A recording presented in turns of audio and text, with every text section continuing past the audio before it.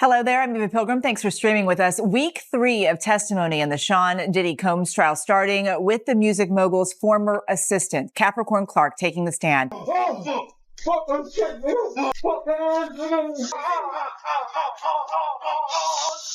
would we need a 50-foot bed? I mean, takes ain't small. Say it. If it's a group thing, it's a group thing. You gotta think about, you got Rick Ross, you got Khaled, we talk about heavy hitters. This Diddy trial ain't just some Hollywood scandal anymore. It's spiraled into a straight-up media explosion. What started with Cassie bravely stepping forward to share her painful truth has now cracked open a vault of chaos no one saw coming. This isn't just tabloid trash, this is real courtroom heat, leaked tapes, and bombshell names that'll make your jaw hit the floor. Testified she was held against her will twice, at one point alleging she was forced from her apartment and into a car to take Combs and one of his bodyguards to the home of rapper Kid Cudi to, quote, Cudi was dating his ex, Cassie Ventura, at the time. Clark also claimed Combs threatened to kill Ventura if she didn't convince Kid Cudi not to tell police that Combs was allegedly involved with a break-in at his house. Clark also telling the jury that a large man repeatedly administered lie detector tests to her on suspicion that she stole jewelry loaned to Combs. She testified that this man said if she flunked the test, they're going to throw you in the... At first, it seemed like it was all about Cassie's claims. The dark stuff she says Diddy did to control her, the creepy parties, the power games. But now, it's taken a wild left turn. Insiders say the case has slid into dangerous territory. We're talking audio recordings, and not just boring phone convos.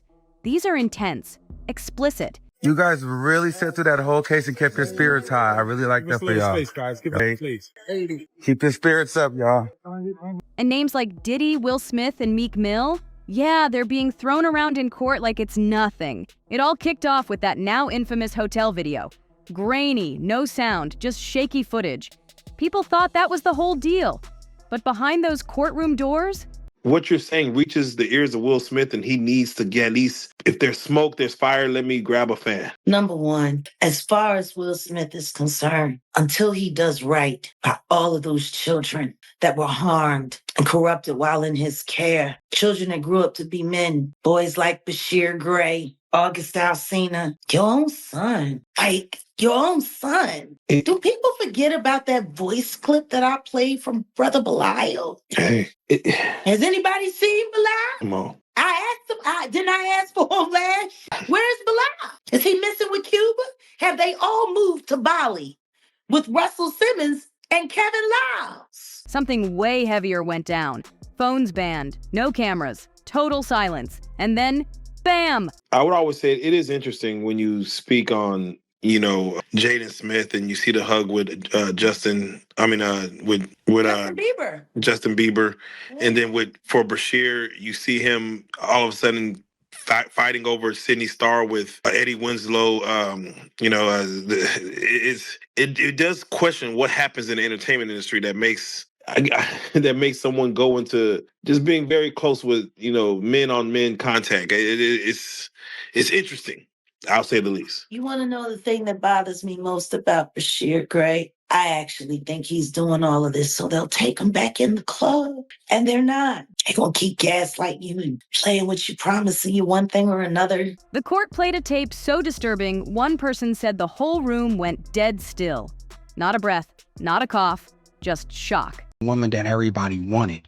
And Will needed that validation to have that type of woman. You saw her say that Will Smith had... I am saying to you, if a woman is used to something the size of a baby leg and you come in with a pinky toe, there's nothing you can do to please her. You can buy her 80 cars. You can get her 80 private jets. If she's itching for that baby leg, she want that baby leg. You can beat a person so much that they fall into submission. And who needs enemies when they got friends like you? Oh, I could tell you what goes on the inside. Everybody else is just speculation. Somebody told me I made my pictures in the book. Your picture's in the book and your name is in the book. So it's like you're doing some real elegant flip. I'm blowing you up. I love that. I'm blowing you up. This is what Jada makes the new people do. And I ain't gonna say new. They probably been there after myself, right? They will make you check into a rehab. and they'll pay for the rehab. Even though you're not on drugs, they're going to pay for the rehab. And you have to go if you want to work with them. And then I saw sexual acts when I walked in. Who'd you walk in on? Him and Dwayne Martin. Okay. Hollywood is the hurry up and wait game. So 3 minutes later, after them telling me, hey, you got eyes on Will, we need him to come watch this. So I'm running all over the studio. He's not in his dressing room. I go to the cafeteria. Right after that tape dropped, the court dropped a brand new witness list. And these aren't clout chasers. These are people who were deep inside Diddy's circle. Ex-artists, house staff, party regulars, people who know what really went down. And now they're finally speaking, protected by the law and ready to expose what they saw. You kept it straight on the Smiths. Like, you was just like, I seen Jamie with women. Yeah. I seen Jamie with black. And I was like, okay, so this ain't got nothing to do with him trying to gain clout off of every celebrity, trying to ruin his relationship with all the celebrities you've done business with. This is just this particular friend that I've known damn near my whole life, and his wife, you feel like it's sabotaging everything that y'all have together, and it's causing you to question him and his friendship towards you. Without question. So here's the whole thing in a nutshell. Okay. You know, it's no secret in Hollywood that Jada hates me because I have a strong relationship with Will. And I do my own thing. Why don't she hate Dwayne? I can't answer that question. Why don't she hate Dwayne Martin? Well, she's gonna love anybody that treats her like she's a god, right? When you're a narcissist and a sociopath like she is, and I'll get into that, you want to be worshipped. And she got the bag. So these people will worship her, thinking that that Jada's going to do something for them. But a narcissist and a sociopath is only looking to do things for themselves. It was shocked because I was like, Jada is talking about suing. Mm-hmm. And she's speaking on this. And to my surprise, Will hasn't said anything.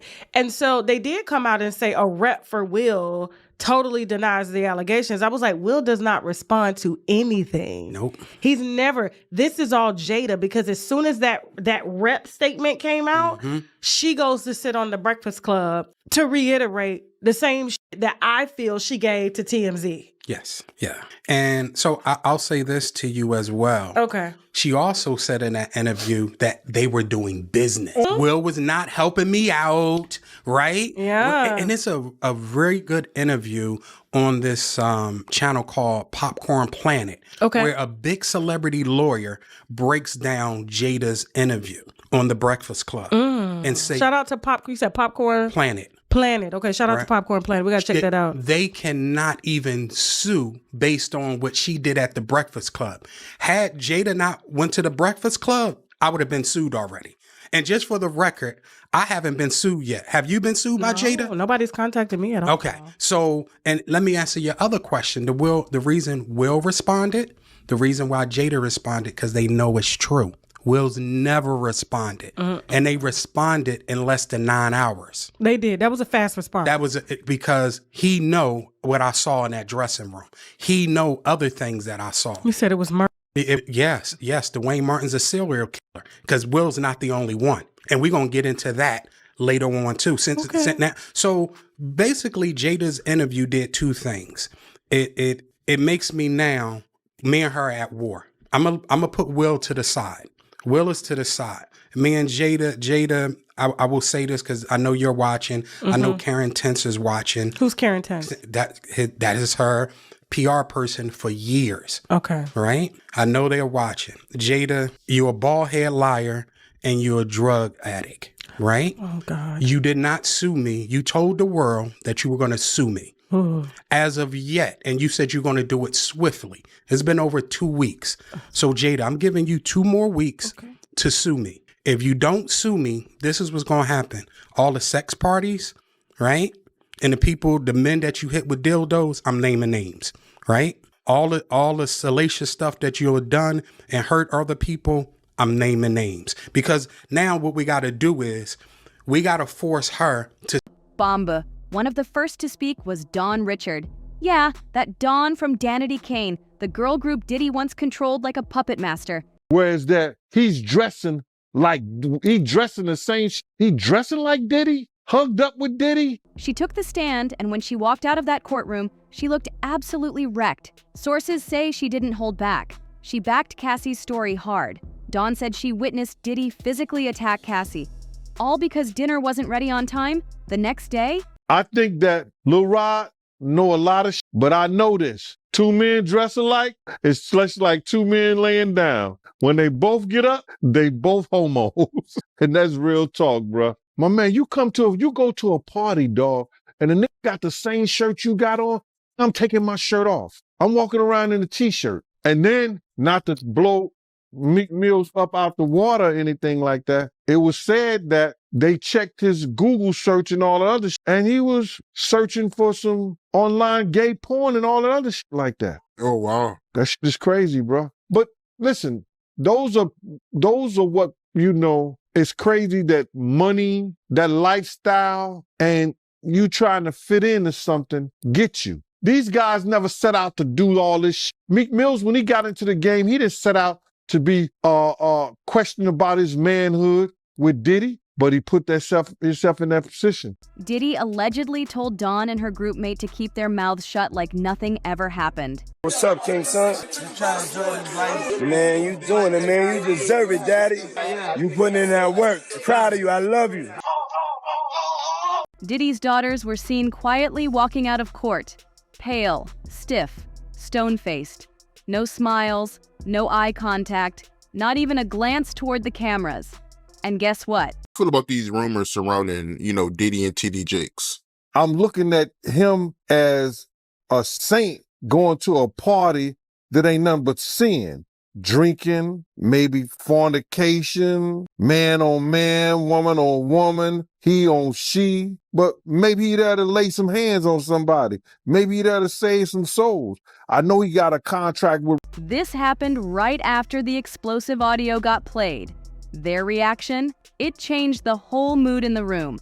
Like the air got sucked out completely. And then boom, Will Smith's name echoed in the courtroom. A lot. Eva, she testified that Sean Combs at one point threatened to Kid Cudi after finding out that he began dating Cassie Ventura. But she talked about 3 distinct episodes as prosecutors today started to home in on one of the elements of the alleged racketeering conspiracy, and that's kidnapping.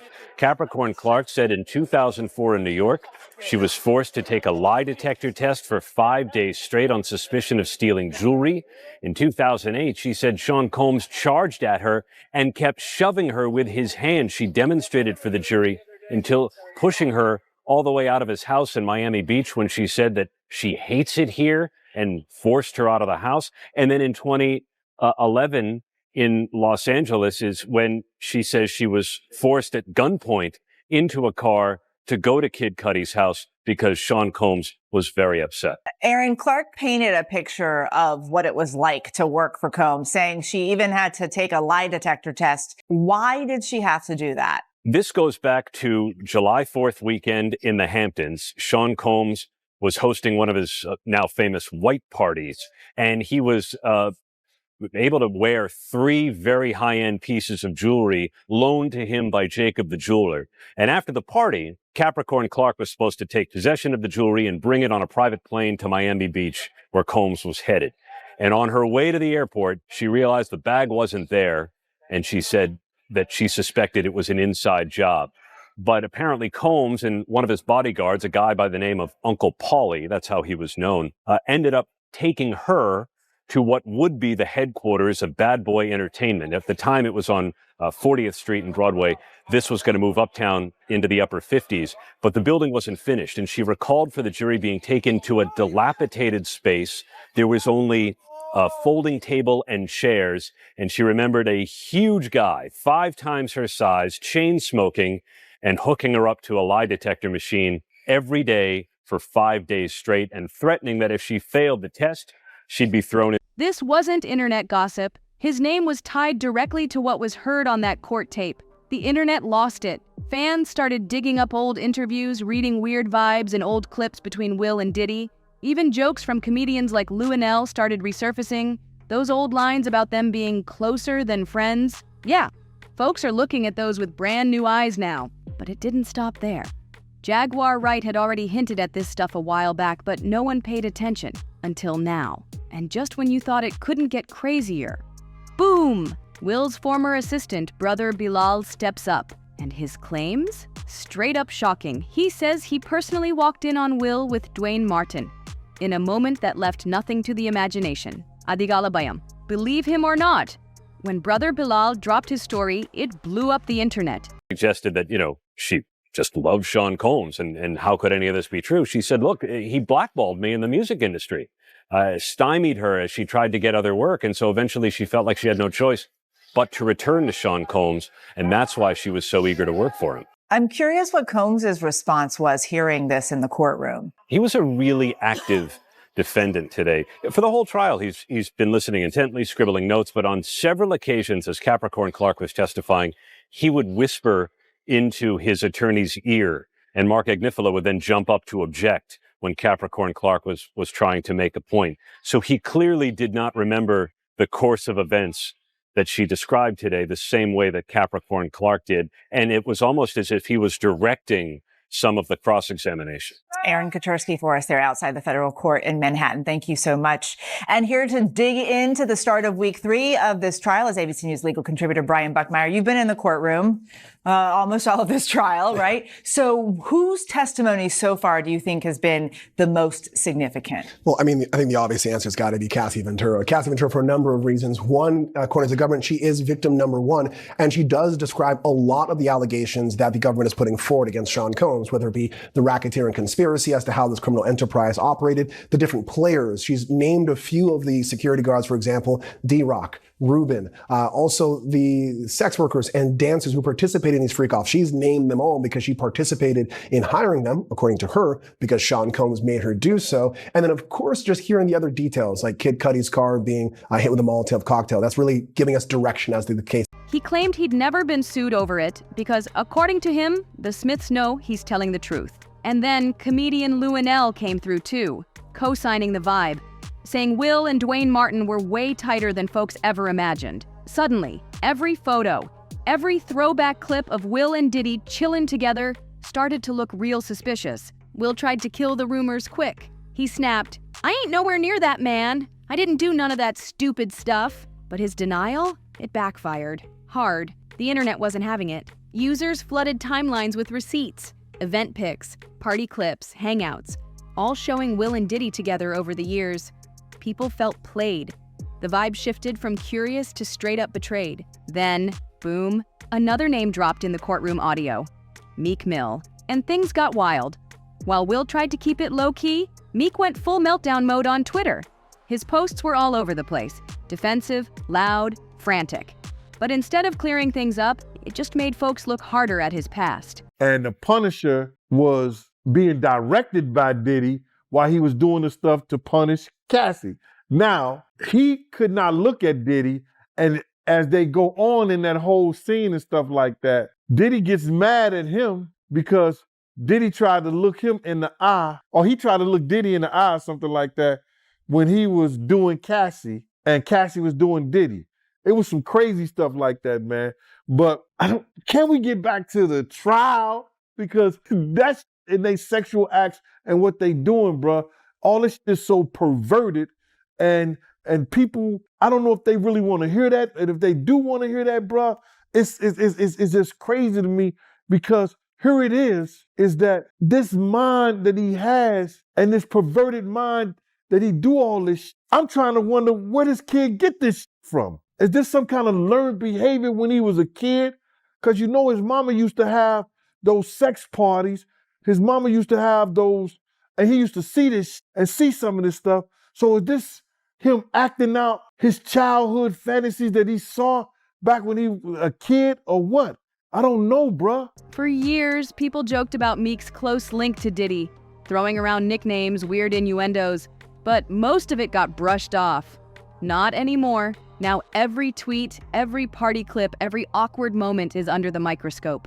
In one viral video, Meek's at a party looking super uncomfortable while someone laughs off camera. Another shows Diddy throwing him a poolside birthday bash, shirtless guys everywhere, and calling him daddy on camera. Pamba. Yeah, that birthday party moment, it instantly turned into a meme factory. And when Meek tried clapping back saying, "I'm not fruity, stop playing with me," the internet wasn't buying it. People hit him with receipts fast. Old clips, tweets, and shady moments came flying out like popcorn. But what's really keeping everyone glued to this drama? It's that mysterious courtroom audio. No leaks, no photos, no transcripts, just whispers. And that silence, it's louder than anything. Sources say what's on those tapes is way beyond messy. It's disturbing. Allegedly, one clip even has someone getting hurt, while Diddy laughs in the background. He does have a plan to try to derail the information, derail the chain of evidence, derail history as it actually happened. And he is the kind of guy that has no problem with re-victimizing people all over again. Let's just keep it a buck. These girls showed up at a very opportune time, did they not? Adria and Lamisha Fuller. Very opportune time. I do Pierce Morgan. The elites go insane. Ariel Mitchell Kidd dropped Adria English as a client after she got drunk and talked with Tasha K, which was sad in itself if you ask me. Yeah, laughs. That's the level of darkness we're dealing with here. Paravasam. Some insiders claim the court is keeping it under wraps to protect the victims. Privacy, dignity, all that. But others think it's deeper than that. Like, maybe it's about protecting power. These tapes, if they ever leak, could do more than just shake up Hollywood. They could blow up entire legacies. We're talking major reputations destroyed, multi-million-dollar deals dead, lawsuits flying, and high-profile names dragged into the spotlight whether they like it or not. This isn't just scandal, it's a time bomb, and everyone's waiting to see if it explodes. Blast. What's got everyone shook? It's the feeling that we've barely scratched the surface. If names like Diddy, Meek Mill, and Will Smith are just the starting lineup, who else could be tangled up in this mess? I go on Pierce Morgan and say I have 3 witnesses that are ready to come forward against the Carters. I didn't say against Diddy, I said against the Carters. And then there was the fake C&D, which was nothing more than a phone call from the lawyer Alex Spiro, who tanked the Rock Nation offering so Dame Dash couldn't make any real money off of it. They're all afraid. When I look at Khadisha's content and I see her go and pull everything. When I see you go and pull all of those things that I leave on the breadcrumb trail, I need people to understand how valuable that is. Because see, I'm used to people just calling me a liar straight out the gate. But I always leave enough of the real information there for people to be able to go and seek it out for themselves. Because see, if you can go find it, and it's not about me. The truth is, a lot of you content creators are... One name that keeps popping up is TD Jakes. And not just randomly. Insiders like Gene Deal have pointed fingers, and if what's coming out of that courtroom is even half true, then this thing goes way deeper than anyone guessed. The web of control, cover-ups, and straight-up cruelty tied to Diddy, it wasn't small. And this isn't just about him and Cassie anymore. That wave passed weeks ago. What we're seeing now feels like someone ripped the curtain off an entire hidden world. All that glitz, the red carpet smiles, the private jets, behind it, a system that might have been running shady for years. And why are we just hearing about it now? Simple. The feds are applying pressure, and survivors are finally feeling strong enough to speak out. This isn't just a celebrity scandal, it's a reckoning. But while the trial inches forward and the internet does what it does best, dig, uncover, expose, the folks allegedly tied to this mess are still out here acting like it's business as usual. But let's be real, that act, it won't hold up forever. Not when this many eyes are watching, not when this many voices are finally speaking. This story isn't dying down, not even close. The internet never forgets. And when folks feel like the truth is being buried, they go digging harder. More people are coming forward, and many of them have always warned us about Diddy's dark side. Now their voices are finally being heard. And if those court tapes ever leak, it won't just rock Diddy's empire, it could blow the lid off an entire hidden side of Hollywood. For now, Diddy looks like he's trying to play cleanup. Keep things quiet, minimize the damage. Jaguar Wright says he's already in survival mode. But the real question is, will it work? What do you think? Drop your thoughts in the comments. No filter. And while you're here, don't forget to like, share, and subscribe so you don't miss what's coming next. This rabbit hole goes way deeper, and it's far from over. Fire.